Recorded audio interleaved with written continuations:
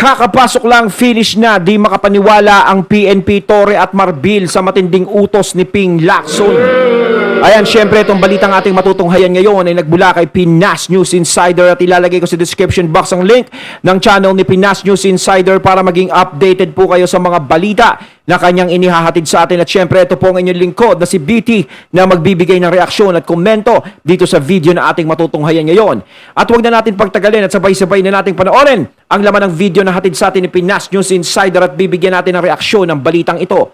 Pasok! Ito ang balita ngayon. Trending ngayon sa mundo ng social media. Ang di umano'y balitang sa kauna-unahang pagkakataon matapos ang pananahimik former politician and police general ex-senator Ping Lacson. Tila binasag na ang katahimikan at tila hindi na napigilan pang magsalita at tila nagbigay babala sa Philippine National Police o PNP. Pero bago ang lahat, kung bago ka pa lamang sa aming channel, please huwag kalimutang mag-like, subscribe at i-click ang notification bell para mas maging updated ka palalo sa lahat pa ng bagong video na i-upload namin. At eto na nga mga kababayan, matapos ang isinagawang tila masalimuot na paglusob at pinasok ng PNP Police ang KOGC compound sa Davao City para halughugin ang nasabing 30 hectares property na pagmamay-ari ng pastor na si Apollo Kibuloy. Tila kwenisyon ni dating Senator Panfilo Lacson ng tactical choice ng Philippine National Police o PNP na magbigay ng update sa umuusbong na sitwasyon sa kingdom. Kontakin mo sila o kita mo naka full battle gear samantalang etong mga taong ito parang nagpe-praise lang sila.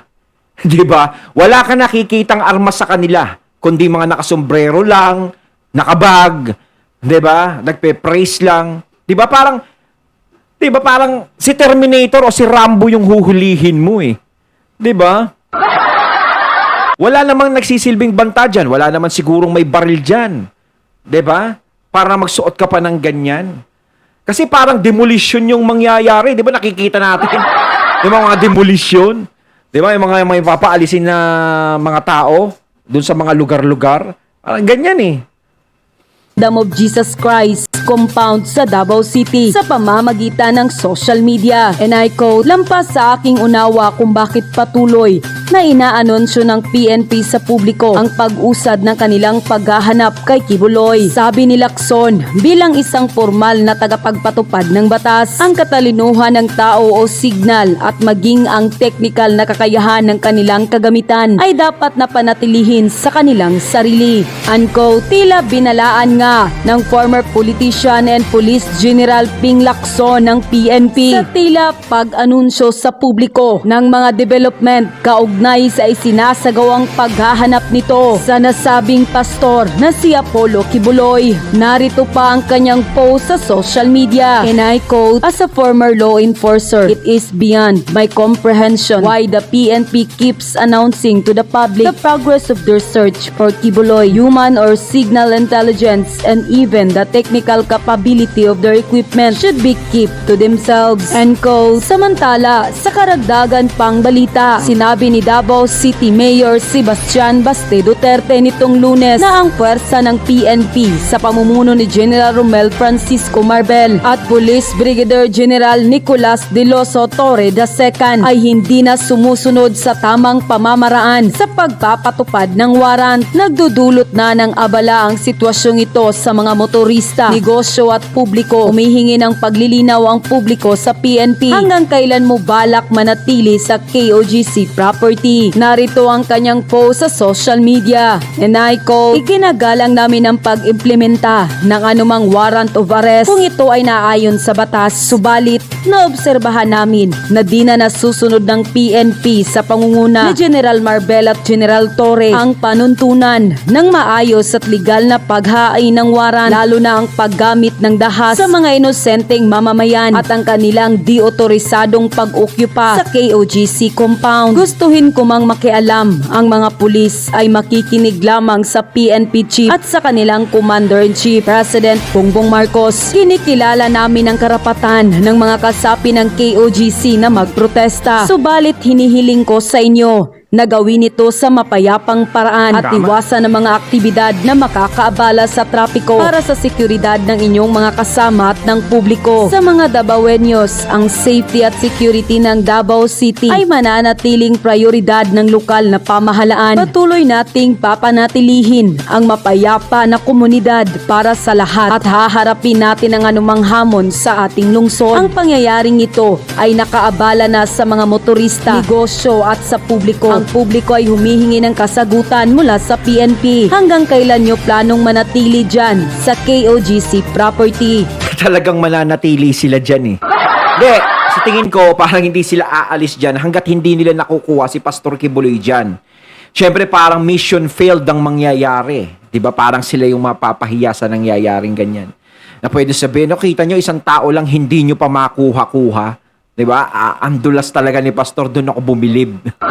Diba? Anko, samantala sa kaugnay pang balita, Attorney Torion, binigyang diin na ang ipinakita lang ng kapulisan ay warrant of arrest para kay Sylvia Simanes at hindi para kay Pastor Apollo Sikbuloy. Ay! Naku ha! Kita lamang ang warrant of arrest at hindi binigyan ng kopya ang legal team ng KOGC. Dagdag pa ni Attorney Torion, ang warrant of arrest na para kay Sylvia Simanes ay naka-address sa Pasig City at hindi sa mismong KOGC compound sa Ay, ganon? Diba? Kung naka-address sa ibang address, bakit sa KOJC nagpunta? Ay, nako ha. Doon pa lang parang may mali na. Yun nga yung sinasabi, kung tama naman talaga yung pagsaserve is wala namang problema. Pero kung may nakikita talagang mali, is mali yun. 'Di ba? Siyempre, agad ka ng batas, alam mo kung ano yung tama't mali eh. 'Di ba? Kung may mali ba, isupilit mo pa rin isusulong yung mali.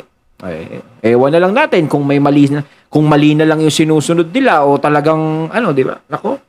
Kaya tuloy ang taong bayan doon sa Davao at mga deboto ng KOJC, hindi mo rin sila ulit masisisi kung bakit gano'n ang nagiging emosyon nila sa nangyayari. Davao City, malinaw di umano na paglabag sa batas ang ginawa ng PNP dahil hindi lisensya ang arrest warrant para manira ng properties. Philippine National Police through General Romel Marbil as well as General Torre have planned, because dalawa sila na-confirm ko, that they believe that meron daw bunker gilid po ng elevator po ng JMC Law School, yung eskwelahan po namin, at balak po nilang bumbahin ito kasi nga po meron daw bunker daw doon na nagtatago si Pastor Apollo Sikbuloy. Grabe no, bakit naman nila sisirain? Yun ang pangit doon. 'Di ba? Talaga, o sige, nandiyan na nga tayo. Kailangan mahuli namin yan. 'Di ba? Pero grabe. Grabing paninira na yung mangyayari. Daig mo pa yung sinugod ng mga terorista sa Marawi. 'Di ba? Talagang sisirain mo yung isang lugar na yon, parang pinababagsak mo na yung KOJC. 'Di ba? Napakatahimik, sagradong lugar. 'Di ba? Sambahan, tapos biglang ganun. Sana nagkaroon na lang ng konting respeto dahil sambahan naman 'yun. 'Di ba? Ang amin lamang pong hingi na sana huwag nila itong gawain. Kasi ang pinakita nila sa amin 3 days ago ay isa lang pong warrant of arrest. Ang warrant of arrest po na ipinakita sa amin ay kay Sylvia Simanes. Ito po ay, ang address niya ay sa Pasig City. Sa amin pong palagay, under the rules, Rule 113 of the Rules of Court, a warrant of arrest addressed in Pasig City is not a license to conduct an unbridled search into the property owned by a different entity. This is the first time ever in the history of the Republic of the Philippines that a warrant of arrest with an address in Pasig City, sole warrant of arrest which has been shown to us, is being used to conduct an unbridled search and now destruction of the property of the Kingdom of Jesus Christ. Iba yung nakalagay doon sa warrant of arrest pero dyan sila dumiretso mismo sa KOJC. 'Di ba? Tapos nakalagay yung address doon sa Pasig. Bakit hindi yun ang pinupuntahan? O yan ha, nagkakaroon tuloy ng kulay yan. O so parang iisipin syempre ng ilan dyan. O alam na, kaya talaga gustong anuhin dyan, gibain si pastor dyan. This is a severe violation of the human rights of the members of the KOJC which own the property. Therefore, we are urging the President of the Republic of the Philippines to stop this. We are Yun yung demanding sinasabi ko. Ang talagang may power lang talaga dito is syempre yung presidente. Talagang yung presidente lang makakapagpahinto sa kung ano man ang nangyayari. Lalo na kung nakikita niya na meron ng mga taong nasasaktan.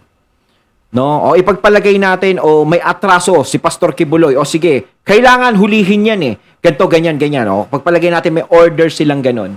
Pero sana tinitignan yung mga tao sa KOJC. 'Di ba? Yung mga nasasaktan dyan. Inosente yung mga yan eh. No? Kasi paulit-ulit kong sinasabi na hindi natin sila masisisi sa kung ano man ang ginagawa nila. Kung ipinaglalaban man nila si Pastor Kibuloy, hindi natin sila masisisi.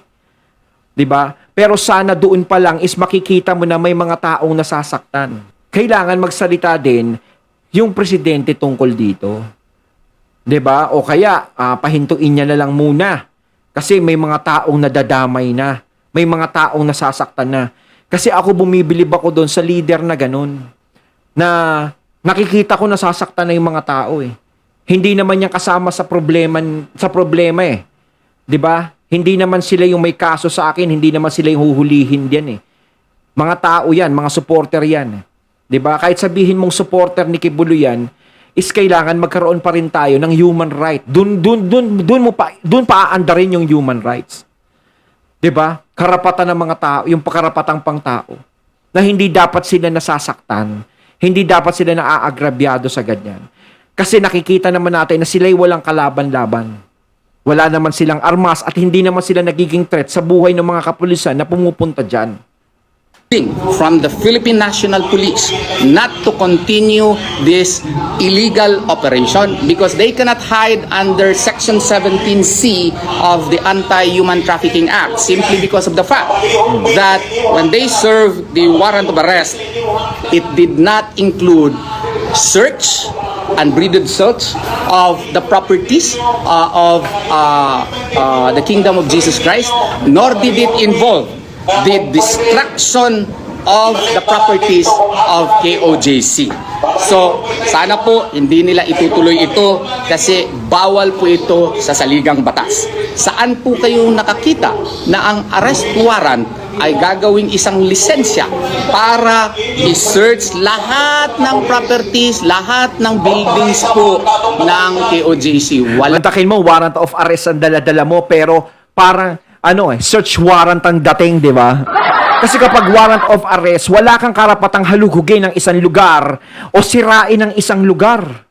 Di ba? Pwera na lang talaga kung meron kang search warrant. Di ba? Kung meron kang search warrant, pwede kang maghalughog. Pero sana naman, pwede kang maghalughog, pero huwag ka naman manira. Mahirap itayo niyang mga lugar na yan. Tapos sisirain lang. Di ba? Kung warrant of arrest lang, kailangan nandudoon mismo yung subject na bibigyan mo. Kailangan 100% na nandudoon talaga at alam mo na tama talaga yung intel mo na nandudoon siya. Kasi kung hearsay lang, balita ko nandudoon si Pastor Kibuloy, tapos pagdating nyo, wala naman. Tapos bigla kayong magse-search ng ganyan. Kaya siguro hindi kayo pinaparaan ng mga tao kasi nga, di ba, ayan lang yung daladala nyo eh, warrant of arrest. Hindi ka naman pwedeng gumalaw ng kahit na anong bagay-bagay hanggat wala kang dalang search warrant. Diba? Naaayon naman yun sa batas. Ngayon, kailangan ihahain mo yung warrant of arrest kapag yung subject mo mismo ay nandudoon. Pero hanggat hindi mo nakikita o napapatunayan na nandudoon yung subject mo, kapag hindi mo nakita, wala talaga yun. No, hindi ka nga pwedeng pumasok na lang basta-basta sa isang bahay. Kung warrant of arrest lang ang dala mo, wala kang dala-dalang search warrant, yung hahanapin mo siya. Kailangan meron kang dalang search warrant para hanapin mo sa loob ng bahay niya. Wala po yan sa batas. At saka, ang arrest warrant po ay nakadirect po sa tao, hindi po sa properties. Yes, ang yun yung search sinasabi warrant natin. nga, kung iserve mo under the rules of court, kailangan pa ito ng witnesses po. Dito, yung arrest warrant na sinerve nila, ang dami po nila, very unruly yung search na ginawa, halos wala ng mga witnesses. Ngayon nga po, nandun na sila sa isang portion ng JMC compound, bawal po maski isa ang pumasok doon. Kasi nag-i-install sila ng bomba po doon, kay para masabog daw at ma-destroy yung bunker daw na sabi nila. Pero nung ginamit nila yung heart detector po nila, wala naman po silang nakita po doon. So, amin pong hinihikayat ang PNP, and we are politely demanding from them to cease and desist from this operation because this is illegal. This has no basis under the law, and I do hope and pray that some senses would come into the mind of General Marbil as well as General Torre to stop this operation right away. Ayon, at ating natunghayan ang video na nagmula kay Pinas News Insider, at syempre natunghayan natin si attorney sa KOJC, no? Kayo mga katunay, anong masasabi nyo tungkol dito sa binigyan natin ng reaksyon sa videong ito? Comment lang po kayo sa comment box. So once again, I'm BT and I'm out. Peace.